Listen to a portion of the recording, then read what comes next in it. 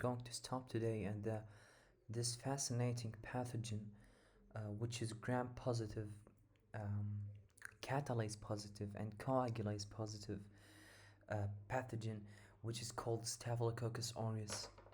Now, it can cause disease by infecting tissues, and they typically create abscesses or produce toxins that can mediate um, those manifestations.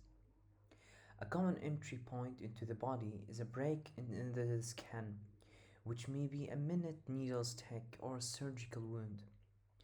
Another portal of entry is the respiratory tract. For example, you can have the staphylococcal pneumonia, and this is a frequent complication of influenza. But the majority of the manifestations, let's say, they are localized. Even if they are deep, they are localized. They do not get uh, progressively diffuse into the skin that you can see.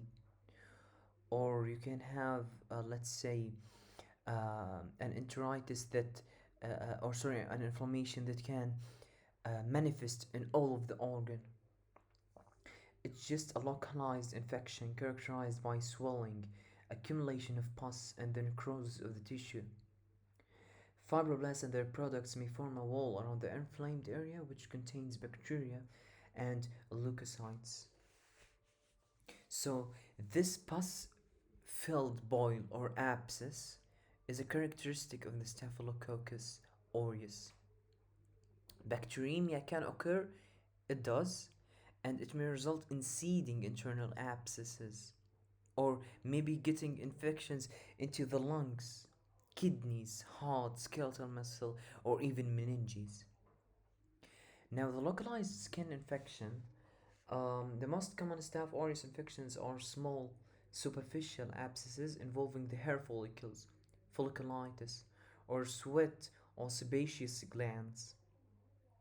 Um, for example, the commonest type, the external hordeolum, it's created by infection of an eyelash follicle. Subcutaneous abscesses, called furuncles or boils, they are often formed around foreign bodies, such as splinters. These generally respond to local therapy, that is, removal of the foreign body, soaking, soaking, and drainage as indicated. Carbuncles, however, are larger, multi-oculated, um, and uh, they need debridement, like the carbuncle, but they are to a more invasive pattern, and we will come um, to some pictures and real clinical vignettes soon. Now, impetigo is usually localized and it is superficial. It actually can be caused by streptococcus. Why it needs some culture and biochemical processing to know the causative agent.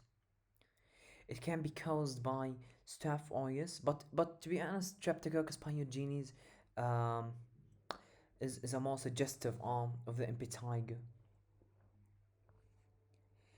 Deep localized infection, these may be metastatic from superficial infections or skin carriage that may result from a trauma. Staph aureus is the most common cause of acute and chronic infection of bone marrow. Staph aureus is also the most common cause of acute infection of the joint space in children, or we can't say it's septic joint. Now, septic joints are medical emergencies because pus can rapidly cause irreparable cartilage damage, and they must be treated promptly with drainage and an antibiotic to to to cause some bactericidal events to this pathogen. Acute endocarditis is generally associated with intravenous drug abuse and is caused by injection of contaminated preparations or by needles contaminated with Staph aureus. Staph aureus also colonizes the skin around the injection site, and if the skin is not sterilized very well before the injection, the bacteria can be introduced into soft tissues and the bloodstream, even when a sterilized needle is used.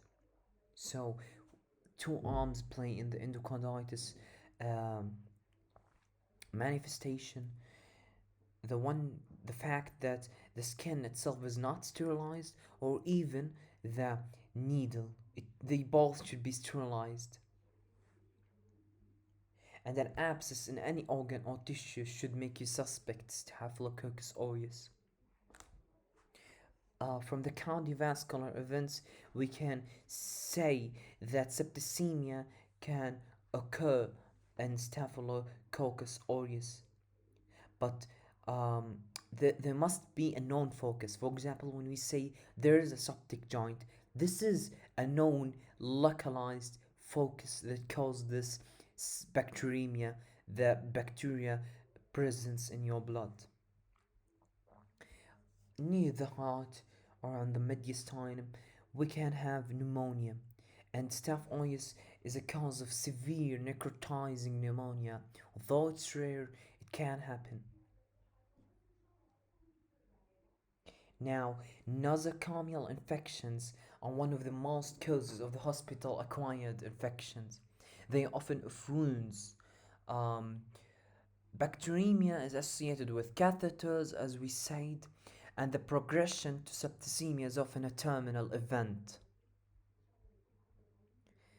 Now, the toxic shock syndrome. Right now, the toxic shock syndrome and the scalded skin syndrome (SSS) or TSS, or the food poisoning, they are caused by toxins, not the bacterial colonization itself.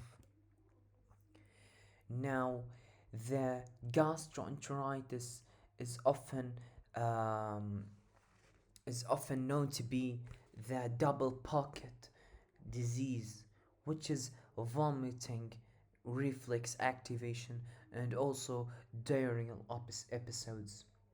Now, often it is contaminated by the food handler.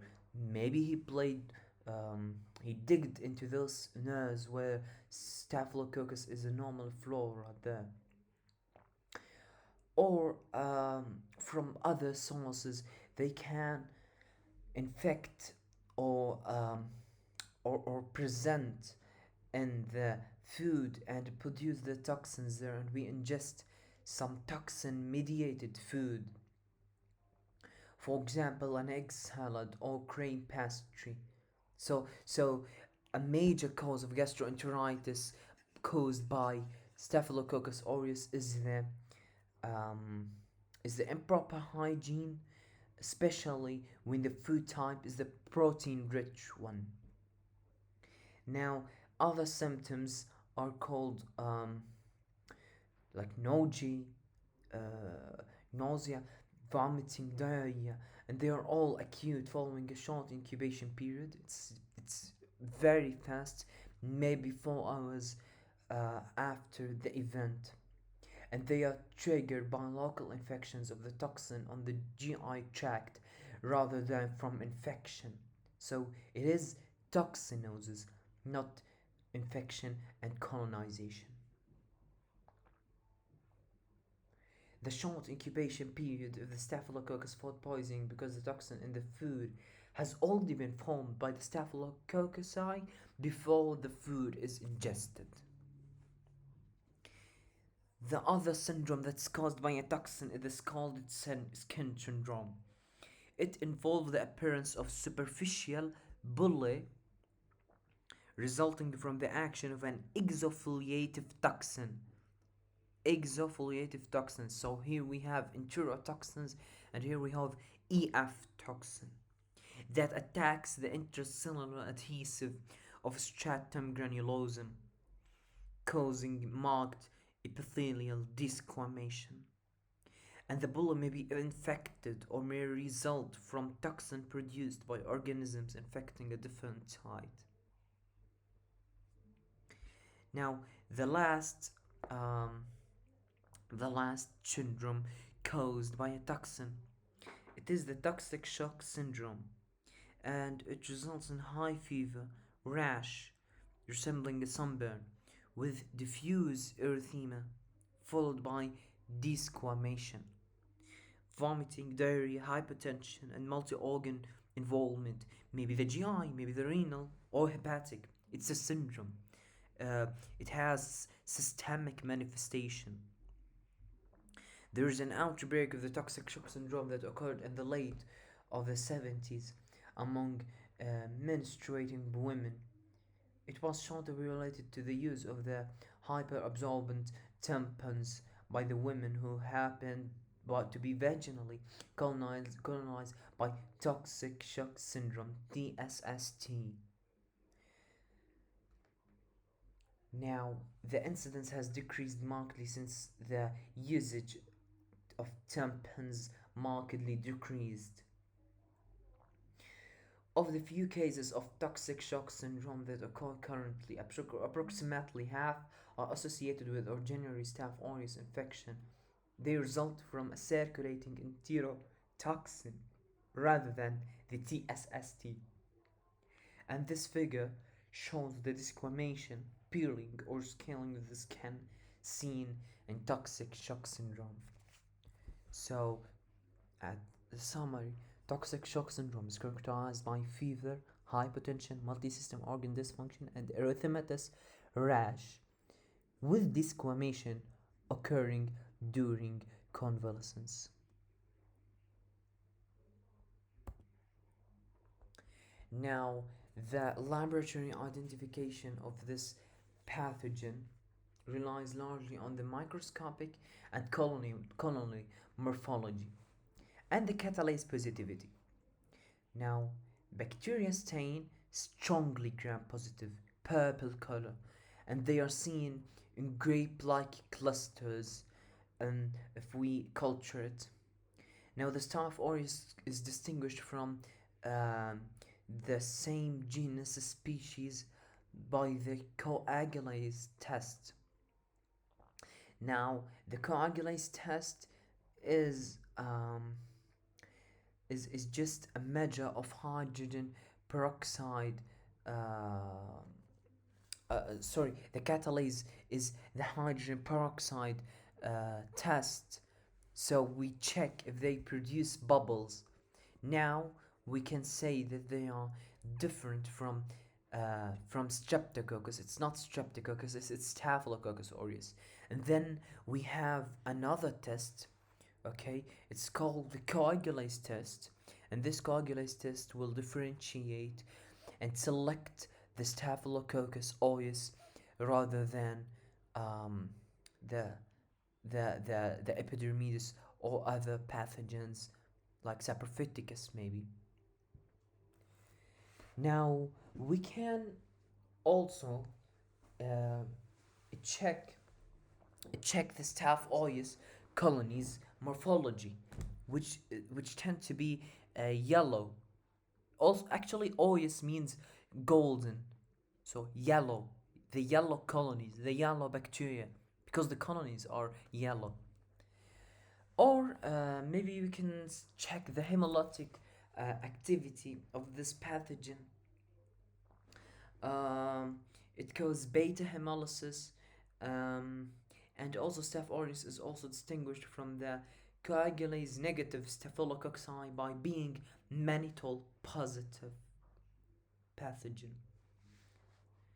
Now, about immunity, they do not elicit strong or long lasting immunity as demonstrated by the continuing susceptibilities of individual to Staph aureus infections throughout life.